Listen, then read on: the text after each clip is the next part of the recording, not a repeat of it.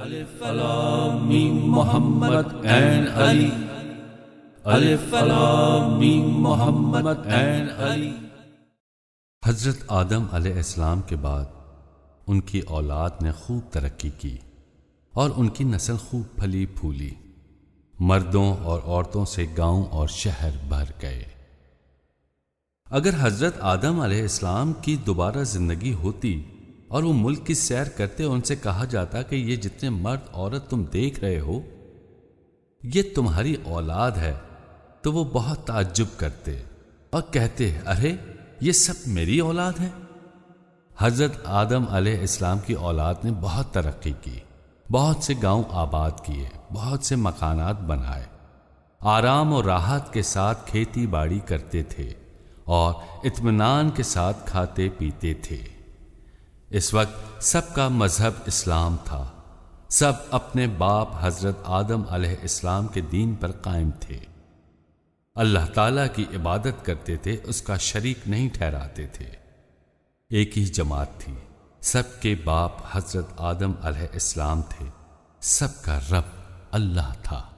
بس شیطان اور اس کی اولاد کس آنکھ سے دیکھتی کہ حضرت آدم علیہ السلام کی اولاد برابر اللہ کی عبادت پر قائم تھے؟ کس دل سے برداشت کرتی کہ یہ جماعت آپس میں اخلاص و محبت کے ساتھ ایک مذہب پر جمی رہے؟ شیطان کو کیسے قرار آتا کہ حضرت آدم علیہ السلام کی اولاد زندگی بھر دنیا میں پھلے پھولے اور مرنے کے بعد جنت میں داخل ہو اور وہاں آرام و چین کے ساتھ بسر کرے، اور وہ اس کی اولاد دوزخ کا ایندھن ہو اور اس میں جلے بھونے؟ یہ ناممکن ہے۔ شیطان نے حضرت آدم علیہ السلام کو سجدہ نہیں کیا، اللہ تعالیٰ نے اس کو نکال پھینکا اور اس پر لعنت کی۔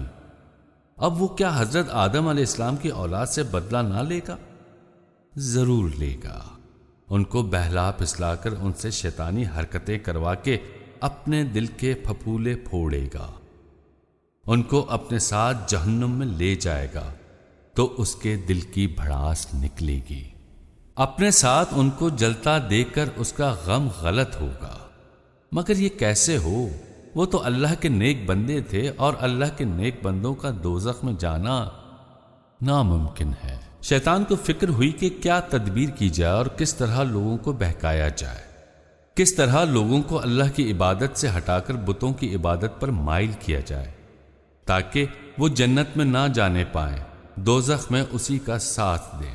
کسی زمانے میں مقرب بارگاہ الہی تھا، اس کو معلوم تھا کہ اللہ تعالیٰ تمام گناہوں کو اگر چاہے گا تو معاف کر دے گا، مگر مشرک کو نہیں معاف کرے گا، اس کا ٹھکانہ جہنم کے نیچے ایک طبقے میں ہوگا۔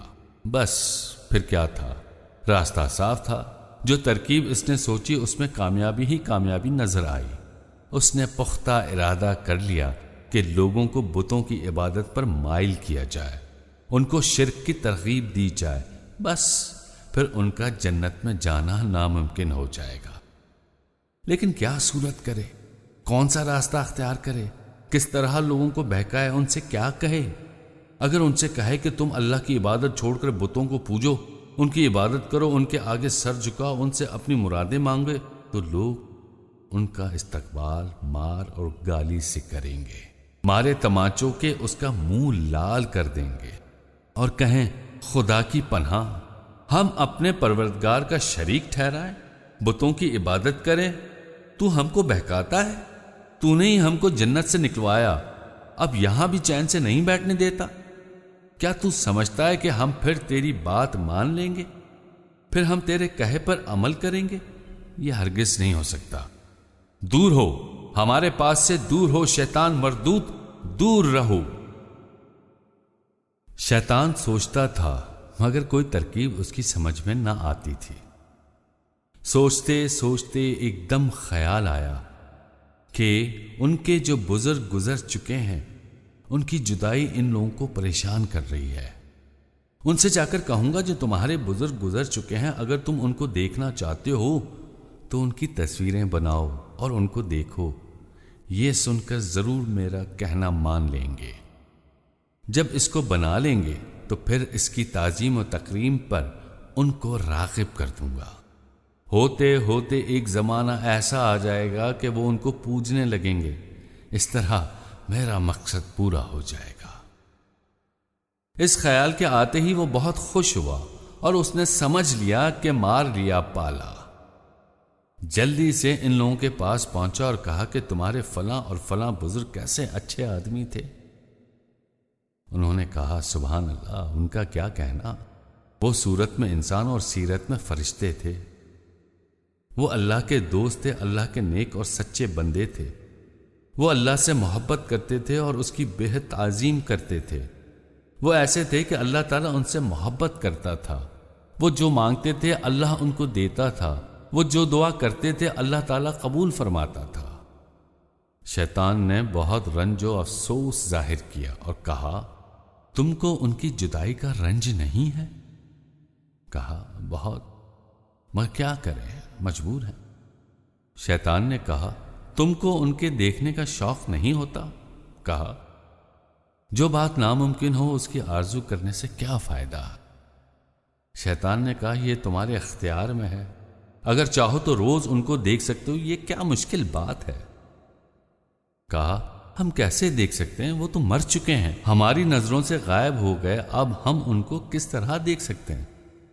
شیطان نے کہا ہم بتائیں، ایک کام کرو، انہی کی ہم شکل تصویریں بناؤ اور روز صبح ان کو دیکھ لیا کرو، ان سے تمہارا غم غلط ہوگا، تمہارے دلوں کو تسکین ہوگی، تم سمجھو گے کہ ہم انہیں دیکھ رہے ہیں۔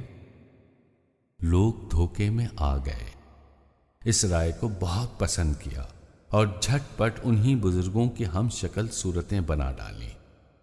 روز صبح ان کو دیکھتے اور خوش ہوتے تھے، اور جب دیکھتے تھے ان کی تعریف کرتے تھے اور ان کی عزت کرتے تھے۔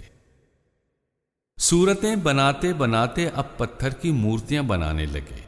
دیکھتے دیکھتے بزرگوں کی ہم شکل 20 مورتیاں تیار ہو گئیں اور ان کو اپنے اپنے گھروں اور مسجدوں میں رکھنے لگے۔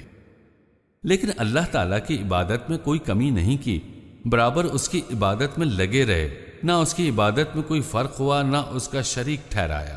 سب سمجھتے تھے کہ یہ پتھر کی مورتیاں تو ان بزرگوں کی تصویریں ہیں، سب جانتے تھے کہ یہ پتھر کی مورتیاں ہیں، نہ ان سے کچھ نفع پہنچ سکتا ہے نہ نقصان، نہ ان سے رزق مل سکتا ہے، نہ یہ کسی کی مددگار ہو سکتے ہیں۔ ان کو خالی برکت کے لیے اپنے بزرگوں کی یادگار، اپنے بزرگوں کی نشانی سمجھ کر اپنے دل کو تسکین دینے کے لیے رکھتے تھے اور ان کی عزت کرتے تھے۔ سمجھتے تھے کہ یہ ہمارے فلاں عزیز کی صورت ہے اور یہ فلاں عزیز کی صورت ہے۔ رفتہ رفتہ سینکڑوں کی تعداد میں مورتیں تیار ہو گئیں اور ان کی تعظیم بڑھتی گئی۔ ہوتے ہوتے یہ ہوا کہ جب کوئی آدمی مرتا تو فوراً اس کی مورت بنائی جاتی تھی اور اس کا وہی نام رکھا جاتا تھا جو اس آدمی کا ہوتا۔ ان کی اولاد دیکھتی تھی کہ ہمارے باپ، چچا اور دوسرے بزرگ ان مورتیوں کی بے حد تعظیم کرتے ہیں، ان کو متبرک سمجھتے ہیں، ان کو چومتے ہیں، ان کے پاس کھڑے ہو کر دعائیں مانگتے ہیں، اور جب ان مورتیوں کے پاس آتے ہیں تو تعظیماً ان کے آگے سر جھکا دیتے ہیں اور ان کے سامنے جھک جاتے ہیں۔ دیکھتے دیکھتے ان کی اولاد بھی ان کے نقش قدم پر چلنے لگی، وہی کرنے لگی جو ان کے بڑے کرتے تھے۔ پھر تو یہ ہوا کہ لوگ ان بتوں کو پوجنے لگے، ان کو سجدہ کرتے تھے، ان سے سوال کرتے تھے، ان کے نام کی قربانی کرتے تھے۔ اس طرح یہ تصویریں مورتیں بنی اور مورتوں سے معبود بن گئے۔ لوگ اللہ کو چھوڑ کر حقیقی معبود کو بھلا کر ان بتوں کی پوجا کرنے لگے اور ان کو اپنا معبود سمجھنے لگے۔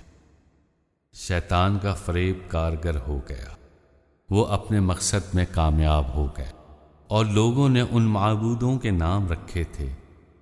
کسی کا نام ود تھا، کسی کا سوا، کسی کا یاغوث، کوئی یعقوب تھا، کوئی نصر۔ ان کی ان حرکتوں پر اللہ تعالیٰ کو بہت غصہ آیا، ان پر لعنت کی۔ اور بھائی غصہ کیسے نہ آتا اور کیوں ان پر لعنت نہ کرتا؟ اللہ تعالیٰ نے ان کو پیدا کیا، ان کے لیے آسمان کی چھت قائم کی، زمین کا بچھونا بنایا، پھر ان کی خاطر آسمان کو چاند، سورج اور تاروں سے رونق بخشی۔ دن کے تمام کام سورج کی روشنی سے لیتے ہیں، رات کو چاندنی کی روشنی میں بھولے بھٹکے مسافر راہ پاتے ہیں۔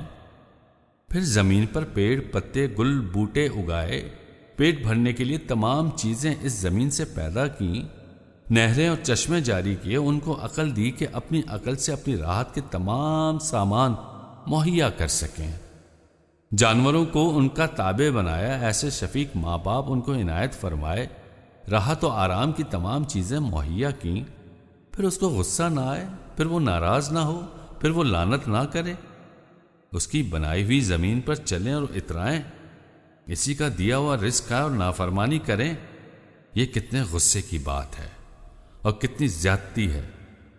اللہ تعالیٰ غصہ ہوا، اور اس کا غصہ معمولی بات نہیں، اس نے غصہ ہو کر بارش کو روک دیا اور کھیتی اور نسل کی پیداوار میں کمی کر دی، لیکن لوگوں کی آنکھ نہ کھلی، وہ نہ سمجھے، اور سمجھتے کیسے؟